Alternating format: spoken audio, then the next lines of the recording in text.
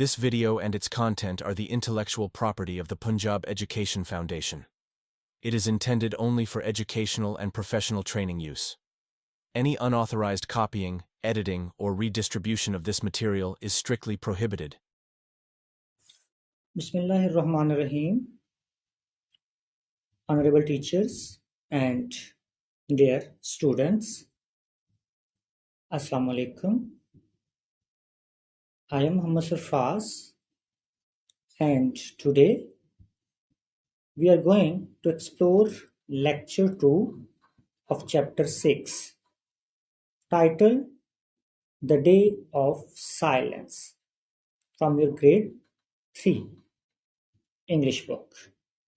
This chapter is both educational and inspiring. It teaches us how we can communicate without speaking and helps us understand the importance of inclusion and understanding. In this lecture, we will focus on the language elements such as syllabic division, singular and plural nouns, and articles. We will break these down with definitions, rules, examples, and simple exercises. जैसा कि आप सबको पता है कि पिछले lecture में हमने the day of silence grade 3 chapter number 6 की ट्रांसलेशन उर्दू ट्रांसलेशन पढ़ी थी और उसके साथ साथ हमने उस टेक्स्ट में से जो डिफ़िकल्ट वर्ड्स थे उनके मीनिंग्स को भी डिस्कस किया था और उसके साथ हमने उस टेक्स्ट में से ही जो इम्पोर्टेंट क्वेश्चंस थे उनको भी आंसर किया था। हमने उसके साथ ही असेसमेंट के लिए एमसीक्यूज के कुछ क्वेश्चंस और ट्रू एंड फॉल्स स्टेटमेंट्स को भी पढ़ा था। ये उसी lesson the day of silence का लेक्चर नंबर 2 है और इसमें हम कुछ ग्रामर के टॉपिक्स को डिस्कस करेंगे। So let's begin our journey into the world of words and language. So let's start our first topic, that is syllabic division. As we discussed in our previous lecture, that syllables are the beats or parts of a word. When we divide a word into syllables, we can read and pronounce it more easily. We define syllable as a group of letters which has one vowel sound in it. So today we will discuss that how we can divide the words into syllables. First of all, we have a word like communicate. It is divided as come, mu, ni, kate. There are 4 syllables in this word communicate. C-O-M is the first one, M-U is the second, and N-I is the third, and C-A-T-E is the last one. So there are 4 syllables in the word communicate. What are the meanings of communicate? To tell or to inform. Then we have next word, which is festival. It is divided as festival. There are 3 syllables in festival. And what are the meanings of festival? Festival is a fair or celebration. So we are dividing words into different parts. Gesture. It is divided as gestures. So there are 2 syllables in this word gesture. Gesture. What are the meanings of gesture? Movements or expression of the body are called gestures. The next word is valuable. it is divided as VAL, then U, then A, then BLE. There are 4 syllables in valuable. VAL, first one, then U, then A, then BLE. So there are 4 syllables in valuable. So what are the meanings of valuable? Something expensive or of great worth is called expensive. Then we have fifth word, that is aware. There are 2 syllables, a and where. It is divided as a where. So what are the meanings of aware? Knowing about a fact or situation is called aware. So once again, I will wrap up the syllable. Syllable is basically the beats or parts of word. Syllable is a group of letters that has one vowel sound in it. ये words के parts होते हैं जिनमें एक vowel sound लाजमी होती है. You can try clapping for each syllable when you say the word out loud. When you say the word out loud, for example, communicate. There are 4 syllables and you will clap for 4 times. अब class में ये clap वाली जो activity है वो बच्चों से करवा सकते हैं and you can say them that they should follow you. आप उसको लीड करें और आप बच्चों के नेम जो हैं उनके भी सिलेबल्स बना सकते हैं. फॉर एग्जांपल अगर एक बच्ची है उसका नाम आयशा है तो उसके नाम को प्रोनाउंस करते हुए आप जितनी बार क्लैप करेंगे उसमें उतने ही सिलेबल्स आएंगे. For example Ayesha. So there are 2 syllables in Ayesha. So now we will move towards the second topic of this exercise, and the second one is singular and plural nouns. As we know that nouns are called naming words, and there are many types of noun as well. So today we will discuss singular and plural nouns. We will discuss that what is the difference between a singular noun and a plural noun and how we can form plurals of singular nouns. So let's talk about nouns, especially singular and plurals. What is the definition of a singular noun? A singular noun refers to one person, place, thing और idea. जो singular noun है ये किसी वाहिद शख्स, जगह, चीज या idea की तरफ हमें रेफर करता है. What is the definition of plural noun? A plural noun refers to more than one person, place, thing or idea. It's very simple. कि सिंगुलर नाउन हमें किसी एक शख्स, एक जगह, एक चीज या किसी एक आइडिया के बारे में बताता है. जबकि जो प्लूरल होता है वो हमें एक से ज्यादा अशखास, जगहों, थिंग्स या आइडियाज के बारे में बताता है. तो जो चीज हमें सिर्फ एक चीज के बारे में बताए, जो वर्ड हमें सिर्फ एक चीज को डिफाइन करके दे या उसके बारे में हमें बताए, उसको हम सिंगुलर नाउन कहते हैं. जो एक से ज्यादा चीजों के बारे में हमें बताए उसको हम प्लूरल नाउन कहते हैं. Let's understand how we make plurals from singular noun and here are the rules. अब सिंगुलर नाउन्स को हमने प्लूरल कैसे बनाना है, इसके रूल्स क्या हैं, उनको जरा हम वन बाय वन देखते हैं. Rule number 1. देखिए, जब हम नाउन की बात कर रहे हैं तो नाउन में जब हम सिंगुलर और प्लूरल नाउन्स की बात करते हैं तो नाउन को जमा बनाने के लिहाज से there are two types of noun. Noun की दो टाइप्स हैं। First is a regular noun and the second one is irregular noun, जमा के लिहाज से। तो जो रेगुलर नाउन्स होते हैं they can form their plural by adding S और E S.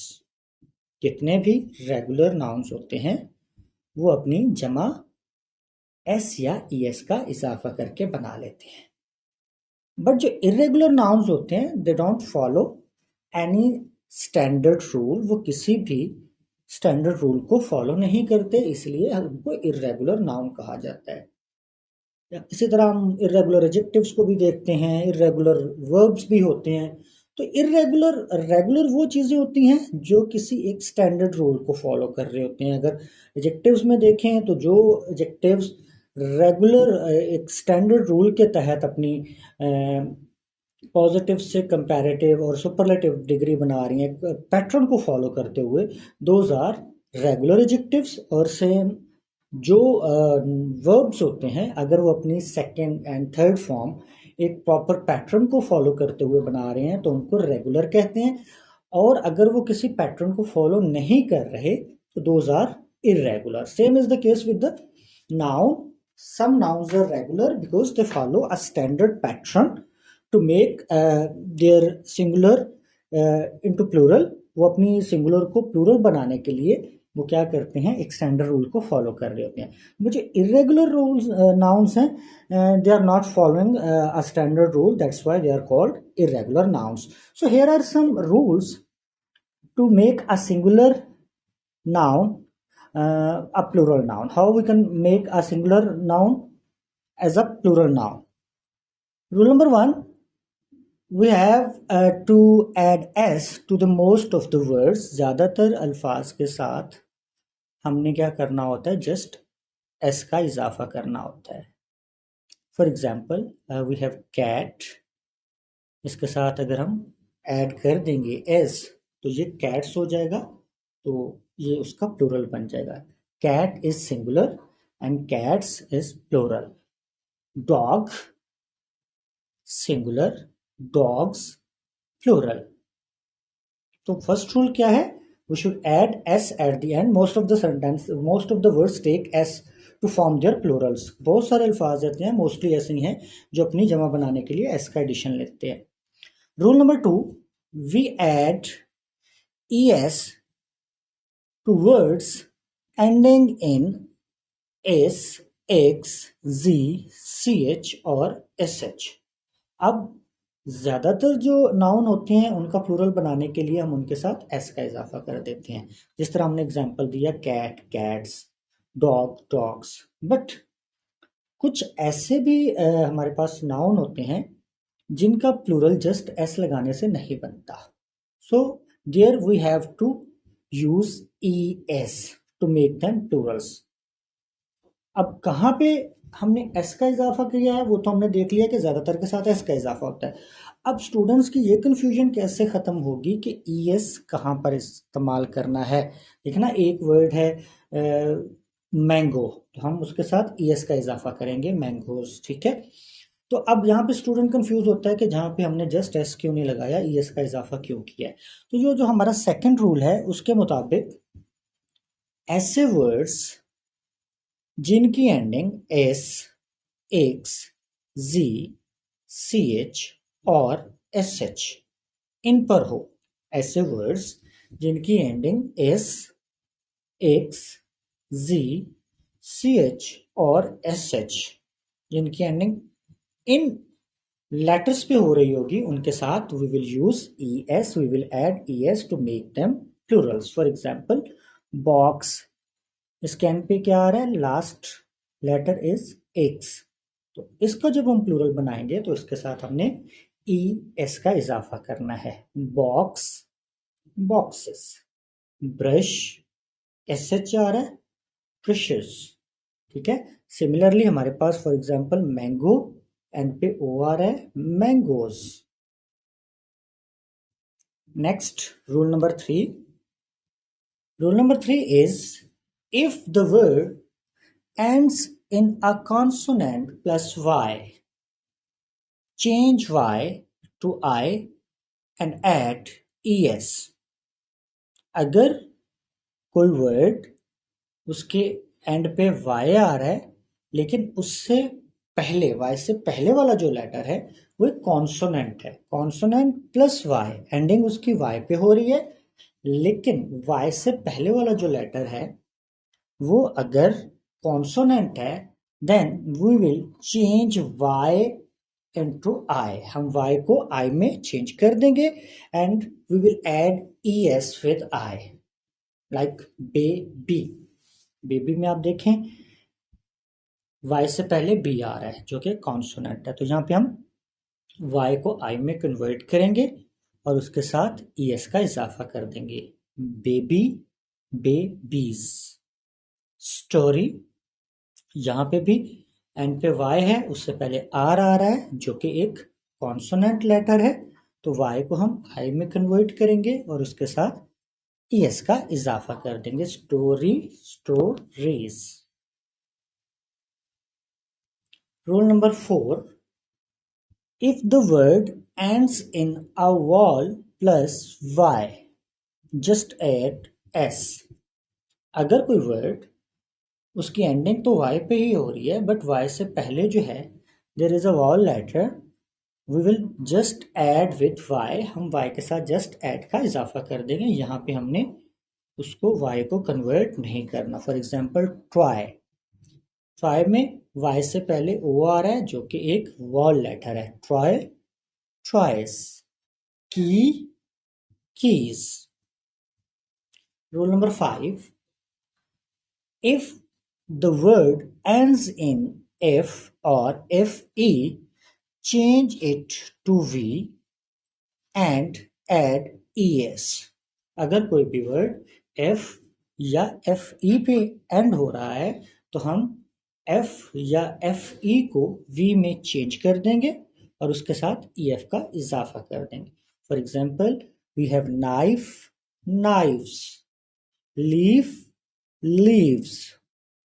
All these nouns were regular nouns because they were following a standard rule. But irregular nouns change completely. ये जो irregular nouns होते हैं वो completely change हो जाते हैं and they don't follow any specific rule. For example, we have a word child. इसका जो plural बनेगा वो होगा children, man, men. Rule number 7 is some nouns stay the same. कुछ ऐसे होते हैं जिनका सिंगुलर भी वही होता है और प्लूरल भी वही होता है. For example sheep, sheep. Fish, fish. Now we have an activity.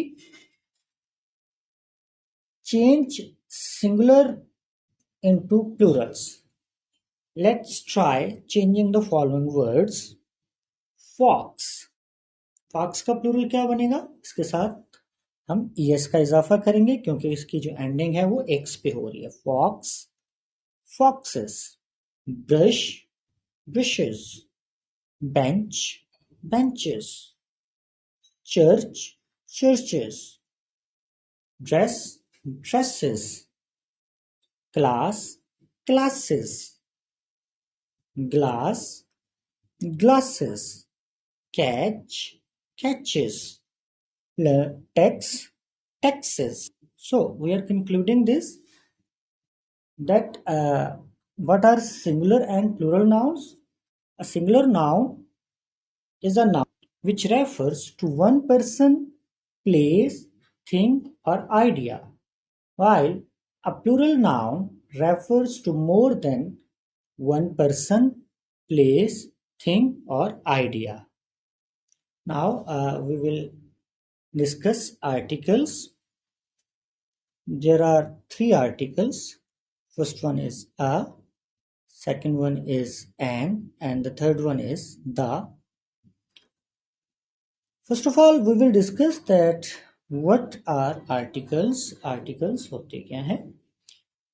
Basically, articles are used before nouns to indicate whether the noun is specific or general.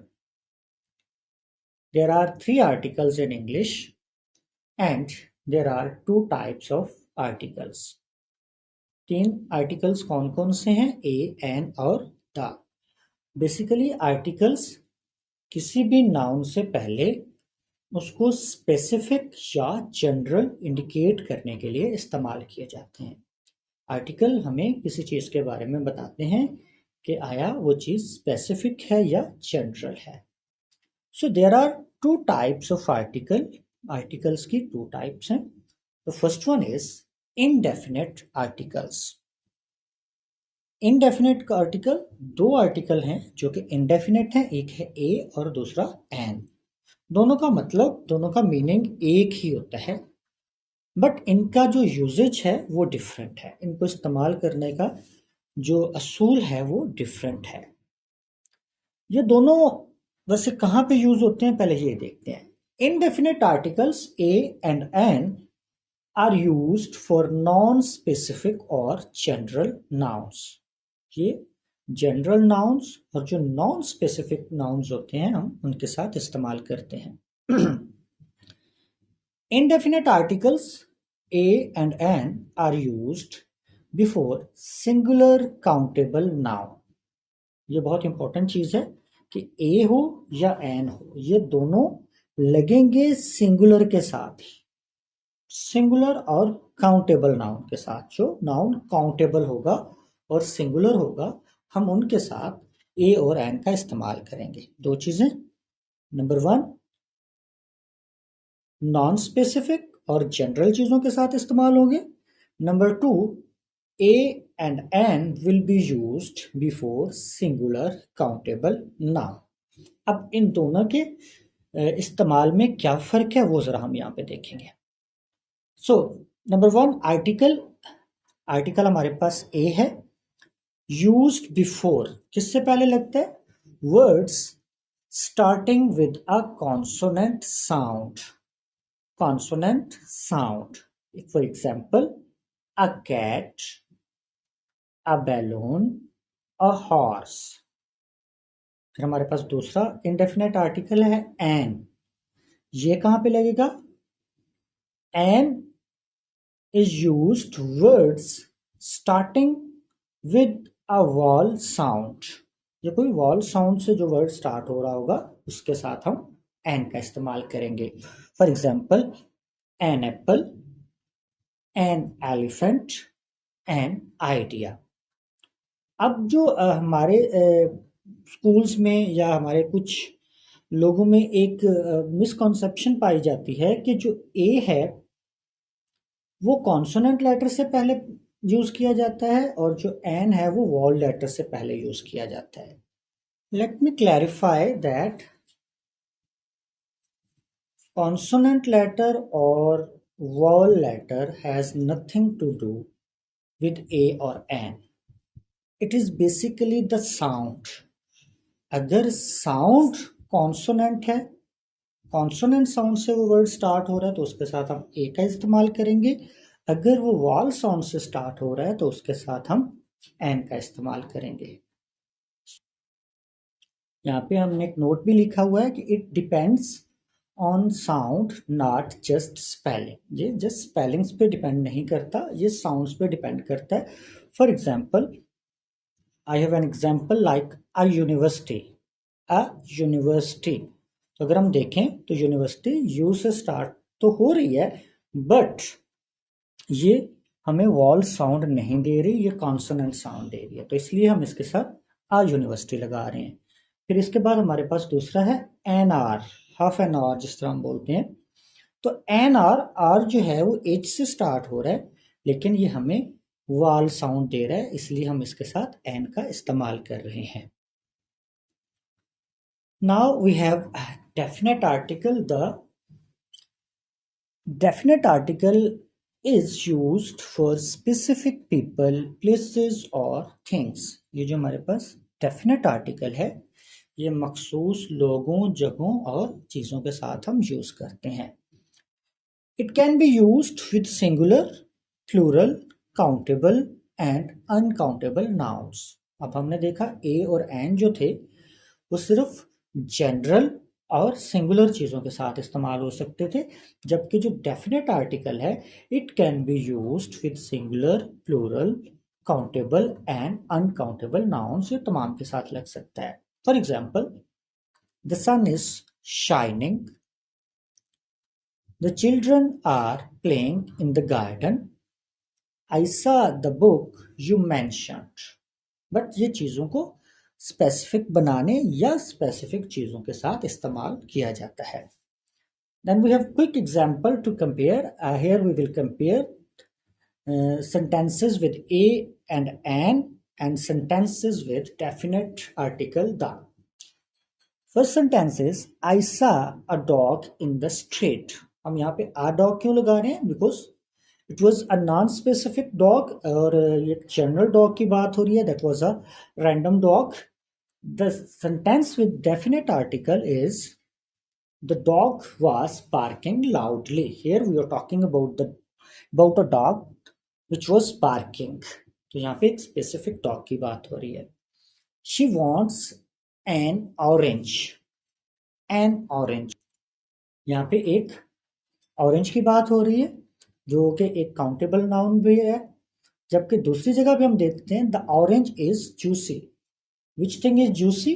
Orange is juicy. तो यहाँ पे ऑरेंज जो है वो एक स्पेसिफिक है. अब we have fill in the blanks with correct articles. यहाँ पे हमारे पास एक एक्सरसाइज है, इसको हमने फिल करना है. We have answer key as well at the end of this activity.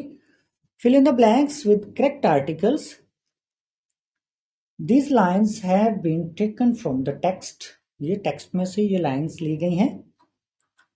He decided one day that the things had to be changed. यहाँ पे things से पहले हमने दा का इस्तेमाल किया. People saw a whole new side of him. यहाँ पे हमने whole से पहले आ का इस्तेमाल किया है. All Rizwan needed was a little more time than others to talk. Sentence number 3 में भी हमारे पास हम ए का इस्तेमाल कर रहे हैं. The day of silence was the day Rizwan's true nature became known. तो पहले में हमने दा का इस्तेमाल किया थिंग्स से पहले.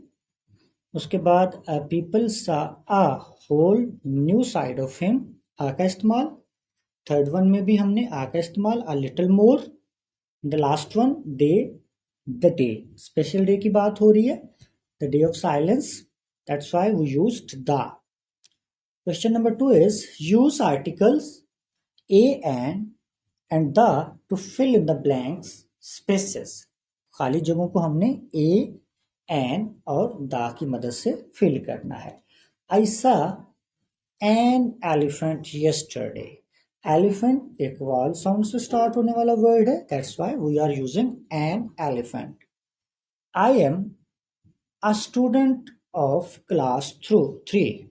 I am a student of class 3. Student हम यहाँ पे देख रहे हैं इट्स सिंगुलर और उसके साथ ये कॉन्सोनेंट साउंड से स्टार्ट हो रहा है, तो इसके साथ हम ए का इस्तेमाल करेंगे. She stayed there for an hour. तो ये आर से पहले हम एन का इस्तेमाल कर रहे हैं क्योंकि आर जो है वो वॉल साउंड से स्टार्ट हो रहा है. The boy in red shirt is my friend. अब यहाँ पे हमने बॉय के साथ दा क्यों लगाया? बिकॉज हम एक स्पेसिफिक बॉय की बात कर रहे हैं. कौन सा specific boy? Who was in red shirt. The boy in red shirt is my friend. Ahmad is the best boy of our class. यहाँ पे हमने बेस्ट से पहले दा का इस्तेमाल क्यों किया है? क्योंकि ये एक रूल भी है कि जब कभी भी हम सुपरलेटिव डिग्री का इस्तेमाल करेंगे तो उसके साथ हम दा का इस्तेमाल लाजमी करते हैं. I saw a lion in the zoo.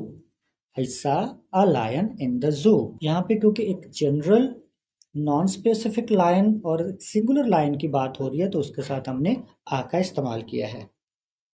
So dear students, In today's lecture, we learned how to divide words into syllables. हमने सबसे पहले ये देखा कि syllables को हम words में कैसे divide कर सकते हैं. How to form plural nouns from singular ones. Secondly, हमने ये देखा कि हम एक singular noun को plural noun किस तरह बना सकते हैं.